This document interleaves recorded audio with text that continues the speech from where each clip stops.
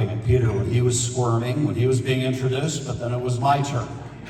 So, thank you so much. I'm so grateful to Peter and to the members of the Conrad Preps Board.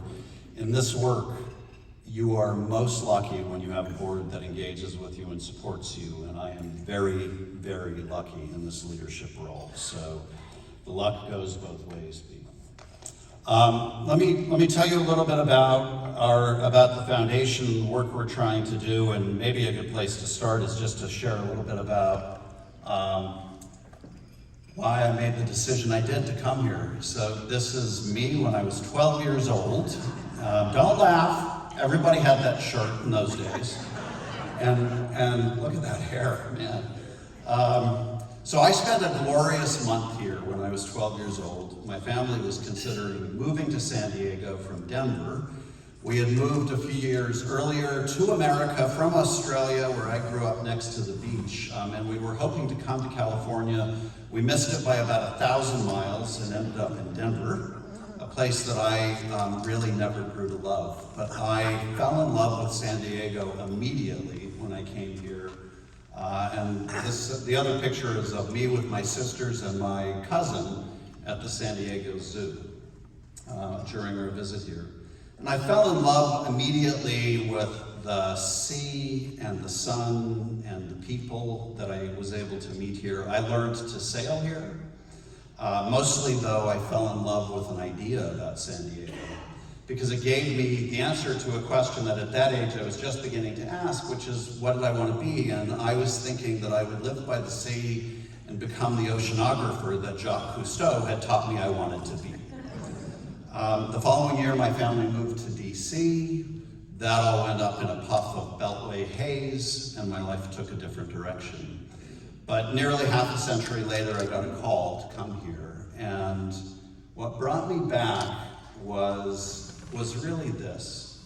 It was the opportunity to build a foundation, this foundation, into something worthy of its potential, and to contribute to a still growing tradition of philanthropy in this town that I had loved from afar for literally decades.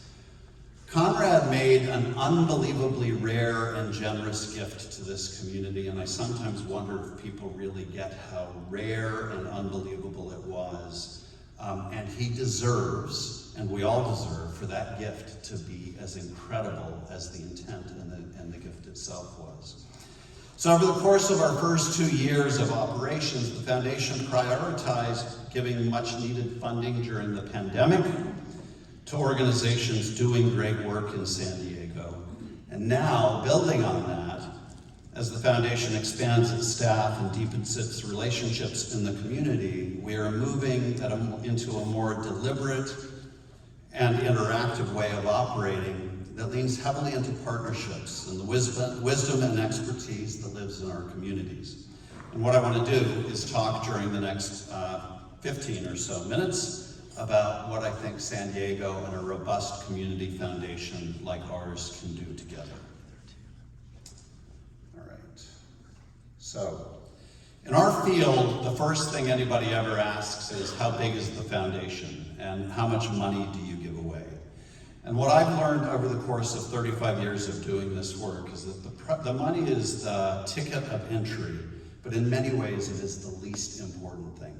What really matters when you're working with philanthropy at scale is not the money, but what you have beyond the money. And what I've also learned is that there are 3 basic things that foundations do beyond the money to bring value, especially in a regional context like ours. And they are to ask new and different questions than people are accustomed to ask, to think about new possibilities in the context of what the community might be able to do, and to think about different ways, new pathways that we can take to get to those possibilities. And I'm going to frame my comments around those 3 additional avenues of foundations adding value in a community.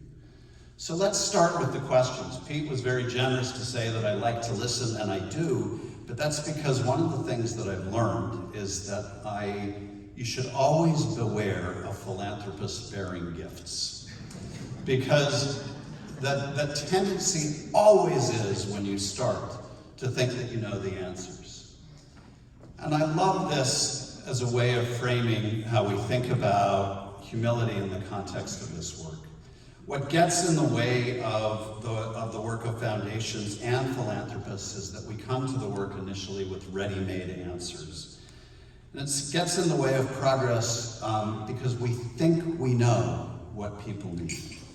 Luckily for us at the Prebys Foundation, we are a very new foundation, and I was a very new exec, so we could feel free to not know, to ask questions and not have all the answers. And so we set out over the course of the past year to figure out what it is that we actually knew and what we thought we knew and what the distinction between the two was. And over the course of the past year, we have engaged more than 100 community organizations and literally hundreds upon hundreds of leaders and people in the community in conversations about what they need, what challenges them, what inspires them, and also what their greatest hopes for this community are. Not just for their work, and not just for their organizations, which is where everybody always starts, but for San Diego and what we collectively have the opportunity to do here. And what came back from the community was incredibly powerful. In every conversation we had across this county, we heard about the truly incredible assets that San Diegans are proud of and the great hopes that they have for this region and for their lives in it. They told us that this community is an extraordinary place. Not a special place, not a fine place, but extraordinary. Literally a place of wonders. We are a bridge between the desert and the sea. We connect nations, cultures, and peoples. We literally invent the future here. Some of you in this room are doing that as you work every day. And we have shown we can build soaring spaces worthy of our dreams and worthy of a great community. In a very real way, when you look at this photo, set of photos, and think about the wonders in this community. Our wonders are all about transitions. They are all about coming together and connecting across whatever separates us from each other and from our goals. There's so much incredible power in that. However, we also heard from people in this community that wonders are not enough. It's not enough to have a collection of extraordinary assets. As the Italian writer Italo Calvino pointed out in this quote, wonders are a wonderful aspect of a community, but they actually don't define what makes the community special. This is something that city builders, city leaders, city elders, and brochure writers all tend to forget. Great cities offer wonders, but they also offer avenues of possibility for the people who live there. In other words, it's not just the wonders that distinguish us. What truly distinguishes a place are the many opportunities it creates for its people to find what they seek, the answers to the questions that they have. That realization led us to a new and bold vision for our work as a foundation. When you think about the questions people are trying to answer in their own lives, they tend to revolve around one of three things. First is a sense of purpose, which is all about individual contribution. Can I be a factor here? Do I have agency in this environment? Do I have a voice that I can actually exercise? Then they also think about opportunity. Is there an opportunity? An ability for me here to find a pathway to success? Can I make a contribution and from it support myself and my family? And most fundamentally, what the questions that we ask as individuals in the context of a place revolve around is a sense of belonging, that essential feeling of being in community with each other, what you get here at the legendary 33. You all get a sense of being invited in and welcomed and heard, of being embraced and accepted for who you are. And that's what people are looking for in the context of community as well. What became obvious to us is that this is actually San Diego's defining opportunity. If all of our wonders, the things I was talking about earlier, are about leaping across divides and coming together in spectacular ways to create a magnificent place, why wouldn't that be true of our aspirations as a community as well? By asking new questions in our work, we discovered something that can be difficult to see amid our everyday lives. We learned that all around us, there is a thirst among the people we were speaking with in our community to raise our sights for what's possible here. And that's where we come to inviting new possibilities. So let me tell you why I love the Padres, and it's not just because they're better than the Pirates. So why I love the Padres, the Aztecs, and the Wave. It's because they didn't get the small town memo. They didn't get the memo about how their ambitions needed to be constrained by circumstance. Whether they win or lose, what I thrill to is the fact that they clearly believe they can be world class, and they're willing to go for it. And what we realized in our work was that we have the same opportunity to translate that notion into the work that we do in San Diego. At this moment, there is an opportunity for all of us, not just our sports teams who are in the news every day, but an opportunity for all of us to redefine what greatness looks like in San Diego. We can reshape and build upon past regional visions, current experiences, and the needs of now and tomorrow, and together make something truly spectacular.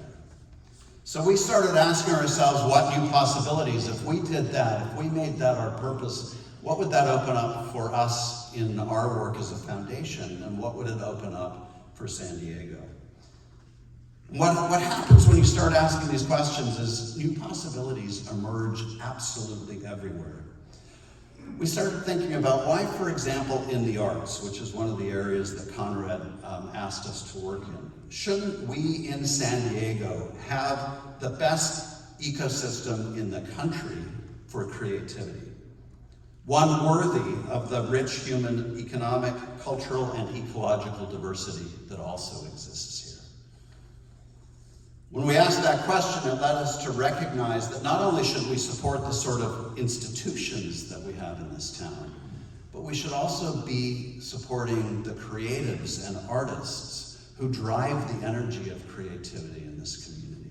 And we should also be supporting young people as they grapple with difficult life issues and who are the audiences of the future so that they can feed the arts ecosystem in the future. Similar process happened to us on every single issue that we looked at. We asked in healthcare, why shouldn't this region be the best place in America to find care no matter who you are? You all know that this is a great town, in part thanks to Pete, to get healthcare. It's an extraordinary place. And I, unfortunately, since coming here, have gone through the rite of passage of being run down by a car in San Diego and learning about the healthcare system here. You have extraordinary healthcare systems in San Diego. But why shouldn't it be the best for everybody? Is the question we started to ask. We're blessed to have many excellent institutions, but access to quality care remains a challenge for too many, and finding healthcare workers is a challenge for all of those institutions. So we began to think about how this ecosystem can be made the best in the country as well.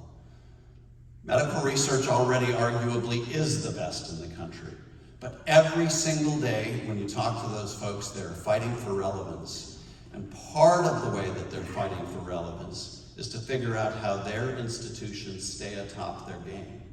And one of the challenges that they all share is finding and retaining the sort of diverse talent that allows them to ask the complicated questions that will ensure that their research stays relevant for decades and generations to come. So as we started delving into the area of medical research, what we began to realize was The institutions need support, especially when it comes to opportunities for them to collaborate. But they also need help in widening their aperture to include more researchers to represent more of San Diego and more of America, and to represent more of the broad populations whose medical futures are at stake in the research that they do. Finally, in the area of youth success, the fourth area that Conrad bequeathed to us, we realized that San Diego, well, we asked ourselves this question: why shouldn't San Diego be the best place in America to be a young person and to find your path in life? What would change if we began to set that as an ambition for this community instead of trying just to treat children and young people as problems to be fixed? Well, for one thing, we'd come up with a shared vision for what we want to have happen for young people in this county. And then we would think about how to connect them with real opportunities in the workforce so that they can sustain themselves and see a purpose for themselves in this community. And we would address the very real mental and behavioral health challenges that they are facing every day. So we began to see a way in which all of these pieces began to fit together. And that finally led us to the third part of the puzzle in going beyond the money, which was to think about what that means for new pathways in our community. And for us, it led to a new sense of purpose for the foundation. The foundation does not exist just to give money away to a bunch of really cool institutions or causes. We began to realize that at the core of what we were trying to do was the goal of creating an inclusive, equitable, and dynamic future for literally all of San Diego, and to make that a reality for this community. When you're willing to do that, when you're willing to think about a goal that broad and audacious, what begins to happen is you do see different ways of getting there. And as we spoke to people in the community and asked them the questions that we did and invited the new possibilities that we did, what we heard over and over again was, please think about three things. This came from young people, it came from people in healthcare, it came from people in medical research, and it came from people in the arts. They asked us to think about the unique character of this region as a place where nations and peoples come together, as a border region. They asked us to think about how that affects our character and our challenges and our opportunities. They asked us to think about our unique vulnerabilities to changes happening in the climate, and to view that as an extraordinary opportunity to invent solutions here that the rest of the world is looking for. And they asked us to think about how we engage with each other as human beings in a civil society to create and to maintain the sort of democratic dialogue that the rest of the country is feeling erode beneath their feet, and that is doing so much harm to how we think about each other in the context of modern America.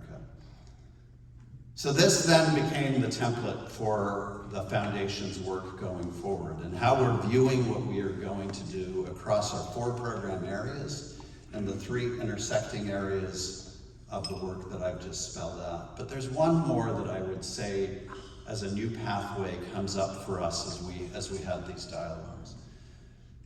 And it is that if you really believe in a goal, you have to be all in. When the Aztecs are playing or the Padres are doing the preseason moves that they have been, and thank you for moving the game back today.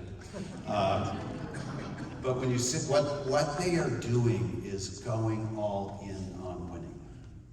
And what the foundation and this audacious board agreed to do was use every bit of our assets on behalf of the mission that I've just spelled out.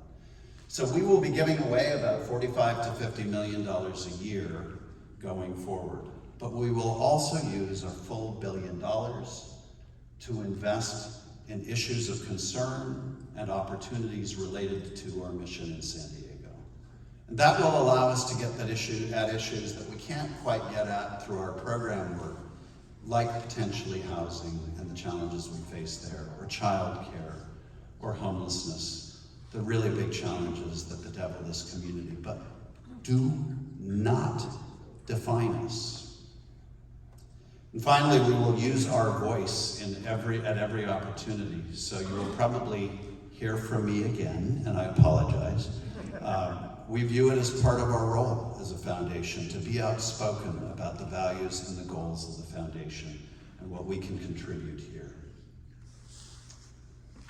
I just want to say that the plan I've just spelled out, which is really built on the core concept of belonging, which is that everybody in this room and everybody not in this room who lives in San Diego has the same right to be here and the same right to access a sense of purpose and a sense of opportunity and a sense of being truly welcome in this community that I do or that any of you do.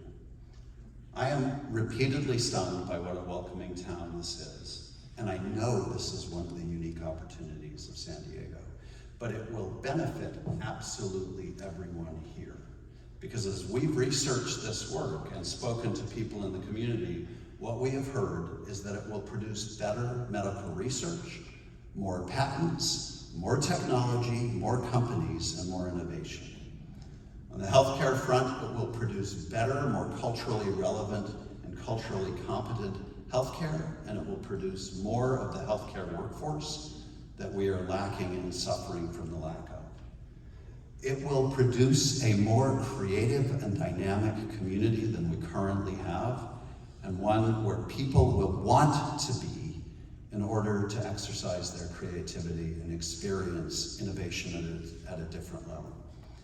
And it will create an environment where we have healthier and more engaged and more purpose-driven young people who are able to combat all of the challenges of modern society and all of the despair that we read about in the news by finding their own purpose and by finding their own opportunity.